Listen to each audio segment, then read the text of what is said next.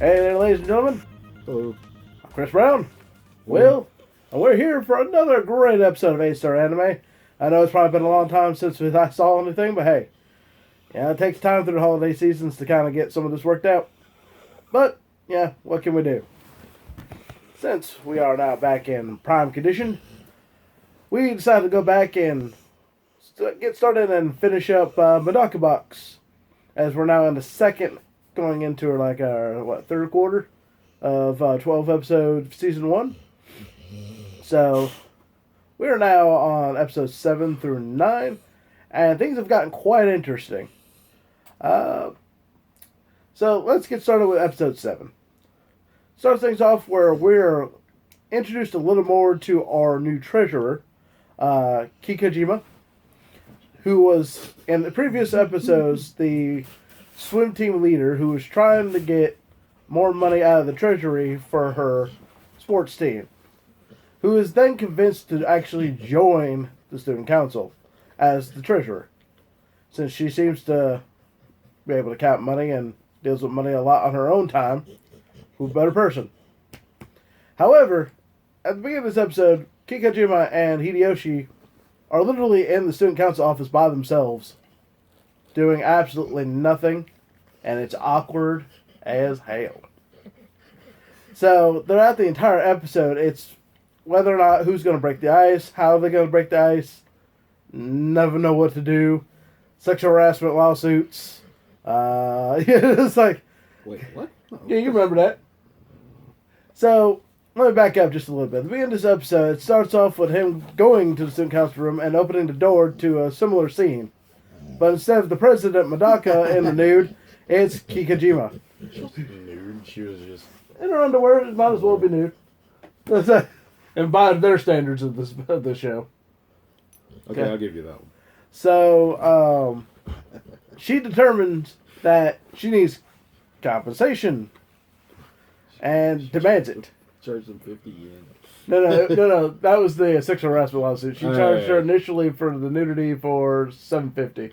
Okay. Yeah, $750 yen. And then 50 more. Yeah, which was hilarious. And then the only thing Hideyoshi was thinking of is, why so cheap? But in any case, trying to break the ice, and who else to help break that ice but Shiradui, who both of them thought the worst person to break the ice for.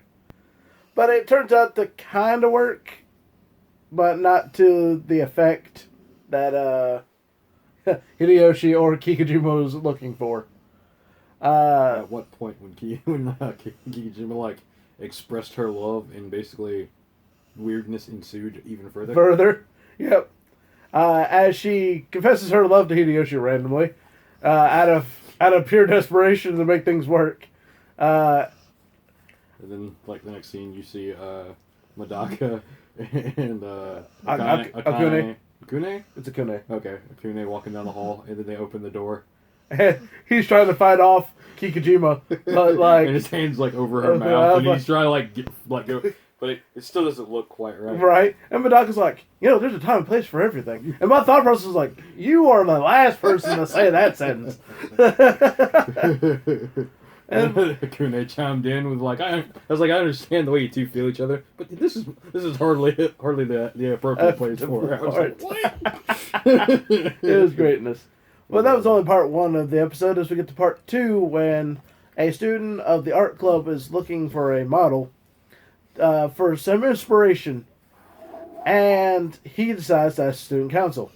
Well, they start with Medaka, who, quickly displays herself in a bikini, but instead of doing normal poses, it's she's acting like she's in some Miss Muscle contest or something. I'm like, what the heck is she doing? Looks like she's apparently a part of the IBFF. Yeah. And I'm thinking to myself what the hell? And so that didn't work, which makes Medaka kind of lose faith in herself a little bit. So Akune and Hideyoshi decided to pick up 2 other students that they know that might be good models. One from a previous episode was a track star, and the other one was the judo star of the episode that we get Akune. Not everybody has to pay attention to you, Titan. Calm down, Titan. Well... He's why aren't you loving me? No, right? So both of them get there, and they're not the inspiration he was looking for. So they get disappointed. And it's become this thing where it's like, well, who do we have?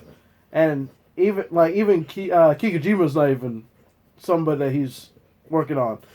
Heck, it's to the point where they even had the two dudes, Akune and Hideyoshi, pose, which I thought was absolutely hilarious.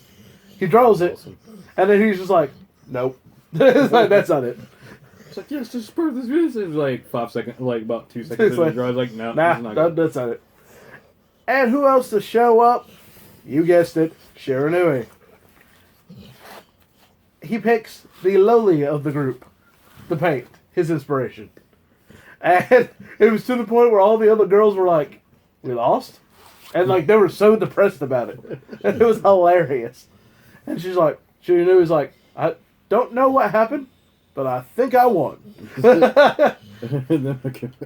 they look at the painting and goes like, yeah, I don't know. I think you still kind of lost. It looks nothing like her. It looks like an older version of her in like a space outfit, or kind of like a what was that game? In a Space Channel 5 like cosplay outfit. I thought it was hilarious. Yes, I just dated myself. I did play that game too, you know. And so this is absolutely hilarious. A lot of comedy in that episode. Then we go on to episode 8, where we are actually introduced to the next squad of the group, the disciplinary squad. And now we're actually seeing some opposition to our main characters.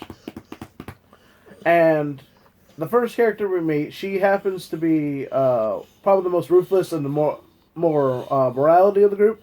But she tries to make sure that everyone follows the rules, everyone wears their uniform correctly, and everything's well. To the point where she even stops students at the gate telling them they cannot come in with their non-standard uniforms. And some of them are just wearing modified uniforms. And they're also wearing, like, chains and some weird stuff. But the other two guys were just wearing, like the track clothes from gym class. So I didn't understand why they couldn't be let in. But it was whatever. To the point where they're like, what's wrong with you? It's like, why can't we go in when they... It's like, oh yeah, well what about them? And so, pointing at the student council. Now, mind you, if you've seen this show, you know that Medaka shows all the cleavage in the world. No. She covers everything up but the cleavage. Those are her words. Her words. She covers everything up but the cleavage. Then you have Hideyoshi, who likes to wear his jersey underneath his jacket for some strange reason. You have Akune, who decides he doesn't need a shirt. And surprise, surprise, the one person you thought was normal in the student council, Kikujima, actually wears her swimsuit underneath her uniform the entire time. Which is hilarious. And she feels like she has to have that on in order to get through her day. I'm guessing it's kind of like a second skin kind of thing. Yeah, it's something natural that she wears. Yeah. So the episode, our disciplinary squad's literally trying to get Medaka to find ways to get her to wear a proper uniform, including trying to get her into a dirty pool with a very, very fake story. Thinking, oh, if she takes off her clothes, I can switch her out and get her new ones. Would be perfect. Well, Medaka is, as you know, eccentric and just jumps into the pool searching for whatever she's searching for. And this squad's like, wait, what's happening? It's like, oh, you didn't know? Yeah, this is just how she is. Yep. Then she admits she has like 7 extra uniforms. Yep, she has 7 extra uniforms just lying around. Unfortunately for our disciplinary squad character, she did not. So, in the next scene, we see her in Medaka's uniform, which is way too big for her. And now she is known as the Exhibitionist Committee. Absolutely cunning. I love it. Now, we do go forward a little bit. Guys, that was the bulk of episode. That was realistically the bulk of episode 8 for all intents and purposes.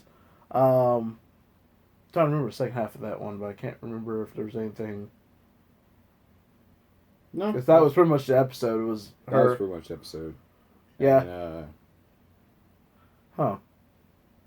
yeah, because No, that was the entire episode. Yeah, because I ended with her and like Medaka's like uniform on top of the entrance, the school gate entrance. So that was funny. Yeah, and then but we skipped. Now we go ahead to episode 9, where we now get introduced to more disciplinary squad, who is actually part of a larger group known as Class 13. Class 13 is supposed to be what's considered abnormals. They are the people that have like kind of like unorthodox abilities. They're like high level intelligence, but apparently they have like these weird quirks for violence and abnormal and like kind of inhuman characteristics. They actually even say that when they're introducing them. So and to the point they give you the spiel on it, where what was it, Justice? The name of the episode. The name of the episode. If it's not overboard, it's not justice. Which is the big theme of this entire episode. Just a tad. Huge big theme inside episode, because in this episode, the problem we're having. This episode is brought to you by the letter V for violence. A lot of violence. Because we now have a suggestion in the Medaka Box where the orchestra is playing their music a little too loud. Oh well, so Medaka's gonna find a peaceful solution. But the disciplinary squad already kind of has better soundproofing. Yeah, better soundproofing, as you want to put it. As egg crates are cheap. As our child prodigy, shoot, I forgot his name already. I knew it was gonna happen. Unico. Well, I said Unico, but it could be wrong. But he's a child prodigy, and he comes in and Unuzo, thank you. Unuzo, yeah, Unuzo, thank you.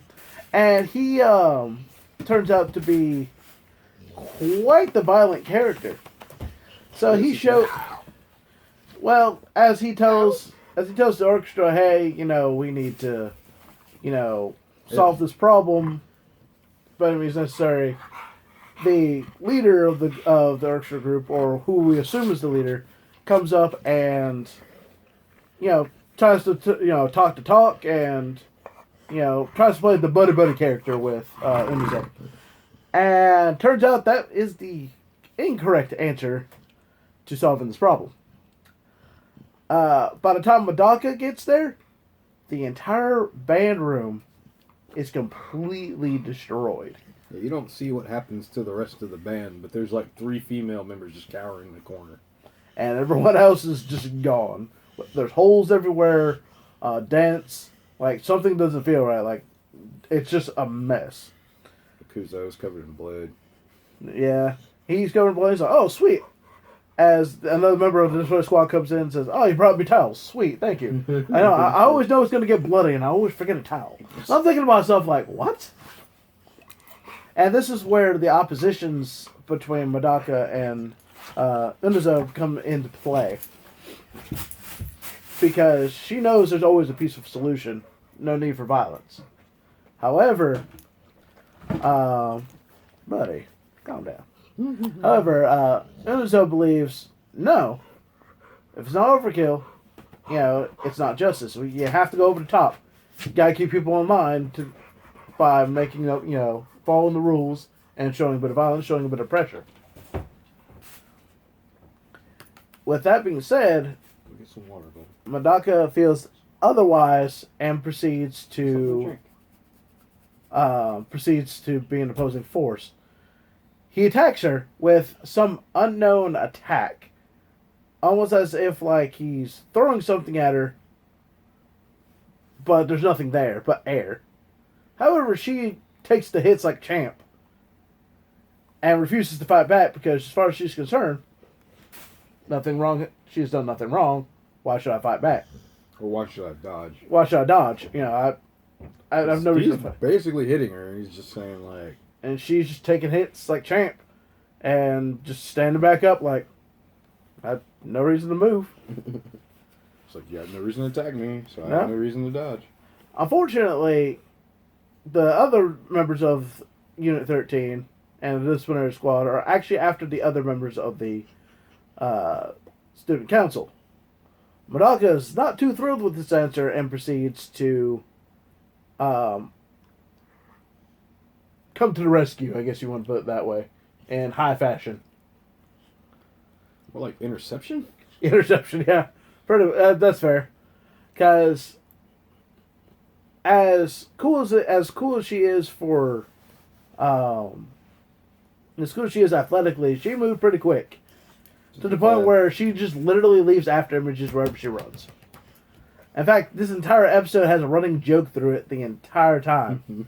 Every time they see a blur of a girl running really fast and leaving after images with long blue hair. They're like, I think that was the president. Oh, well, that's just fine. That's fine. That's fine. We know it's her. That's normal. I don't know how that's considered normal in any stance, but this whole show's surreal. So that's what it's going to be. However, she goes through almost all these different members of Class 13 to intercept them from attacking her fellow student council members. And the only reason why Uzo hasn't actually gone after her is because Shiranui, who was asked to be kind of a barricade. Now, Unuzo may be an overly violent person. However, he does show some odd sense of morality to a degree. If you haven't done anything wrong, he doesn't feel like you need to be punished. So there is that. So when asked if she had done anything wrong, like, I don't know, eating on school campus. Was it Oshikani? What the fuck is her name? Well, I know her last name Shiranui because... No. Glasses. The one that called... Cuff Knuckle. Oh, the cuffs? Cuff Knuckle. That was her nickname. Yeah. Unfortunately, can't remember her. Can't remember her actual name. Because it was kind of like... It was really say it really quick. Like, really fast the whole entire time. So. But... We were watching it in English, so... And, so, with her kind of standing in the way, it just becomes this... Well, if she didn't do anything wrong, there's no reason for me to attack her. And since she's being a barricade and still not doing anything wrong, he proceeds not to. But pulls the phone out and there's a timer countdown. Timer and hourglass. It's like, it's time to watch my favorite show. I was like, what the fuck is he watching? And as he's doing so, it becomes a race to see if our student council president, Medaka, can actually go and do the interception. Oh, okay. It was. I get it now. It was a timer for how long it would take for the disciplinary committee to take out the student. Yep. Student council. And buddy, you do so well. You really do. Nah, he's just really craving attention right now. Yeah, I gotcha. So However, if he lays his head in your lap, he's just like, oh. Gotcha. Well, in any case, this episode showed a lot more action than I think I've ever seen in the series before. Yeah, it had all the action. Because she did everything in her power to get past everybody, including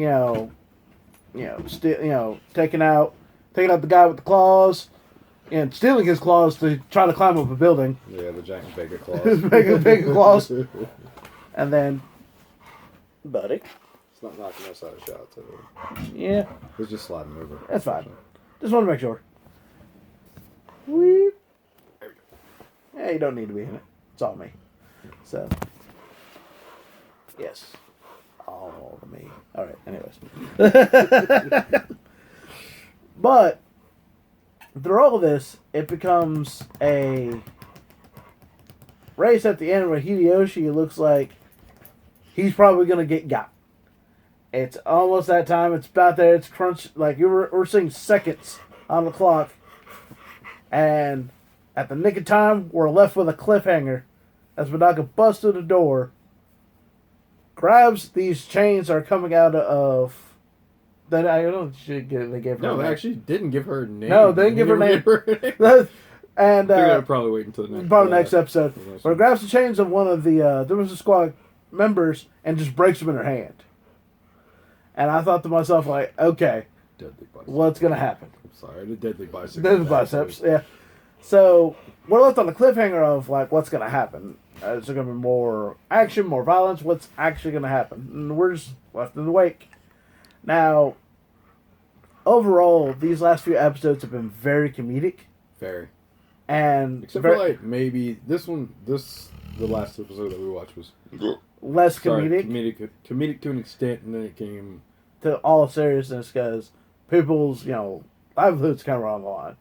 It's like, oh, this is not good. It's like, this is a great comedy series. It's time to introduce some really serious strife. Yes, and with that being said, it's one of those like, always happens.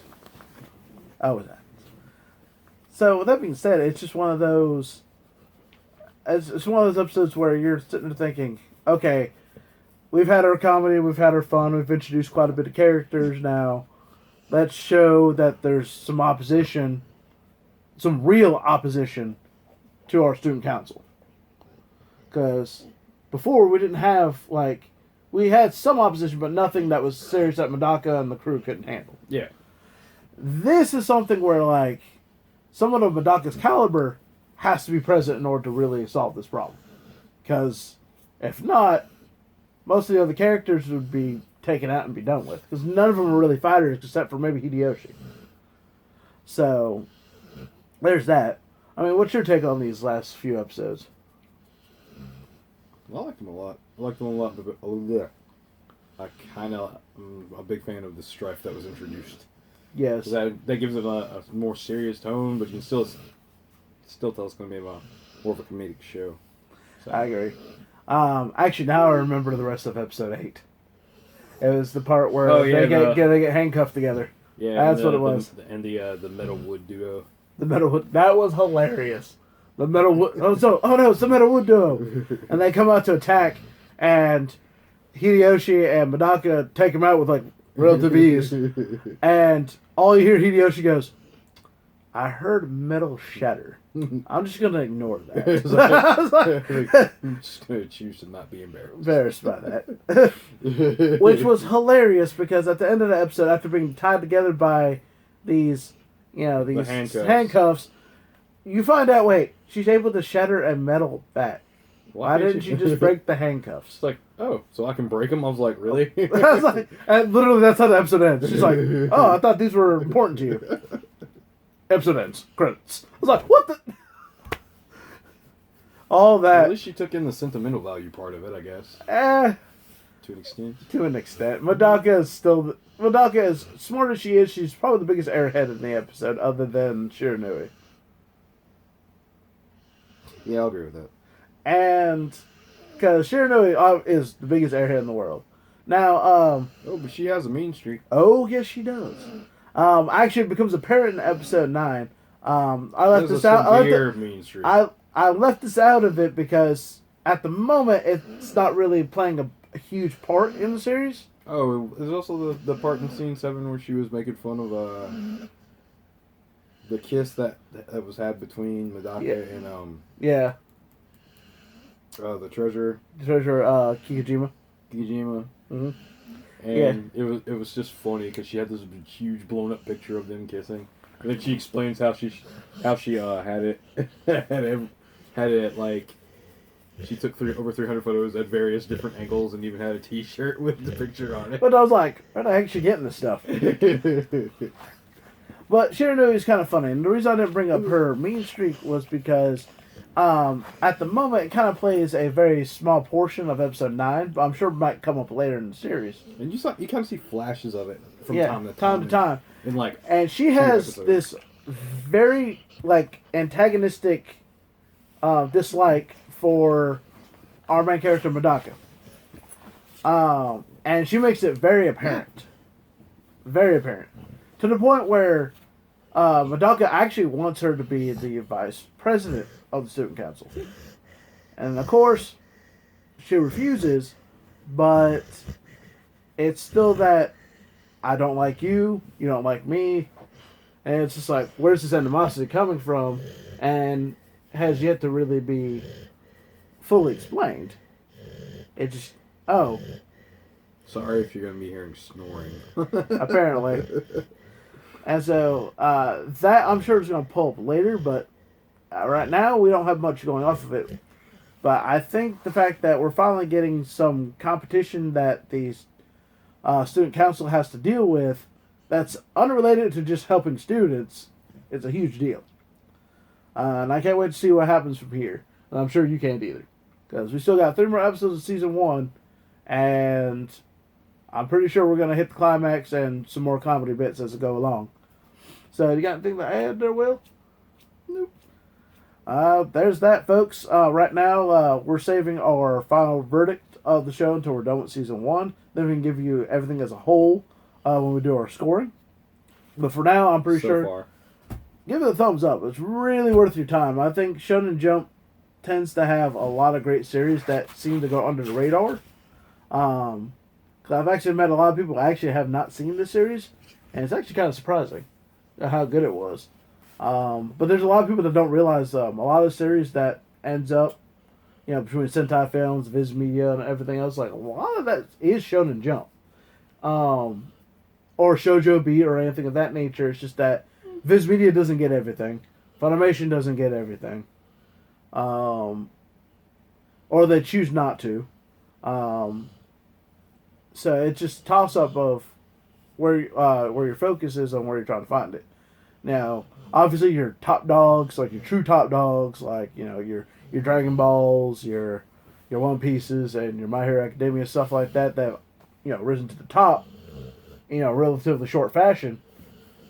Everyone's gonna know about it because everyone's talking about it. Everyone's cosplaying, everyone's doing some stuff. Yeah. But you don't hear much about Medaka Box. You probably did when the series was actually on the air, or at least being presented for the first time. But where is it now? How many people are actually saying, "Hey, this is a show that happens," and that tends to happen for a lot of the animes. A lot of them end up going under the radar or not seen, or they have their hype moment and then dropped. Not that they're bad series, it's just that they had their moment in the spotlight and it's over. Or they didn't think it was a sustainable series. Yes. Something of that nature. There's all sorts of reasons for that, and I think Medaka Box is up there as a top tier series in my opinion for what you're getting out of it. So, with that being said, I'm Chris Brown. You got Will. I'm sure you saw Titan and his snoring. We'll see you next time for more A-Star Anime.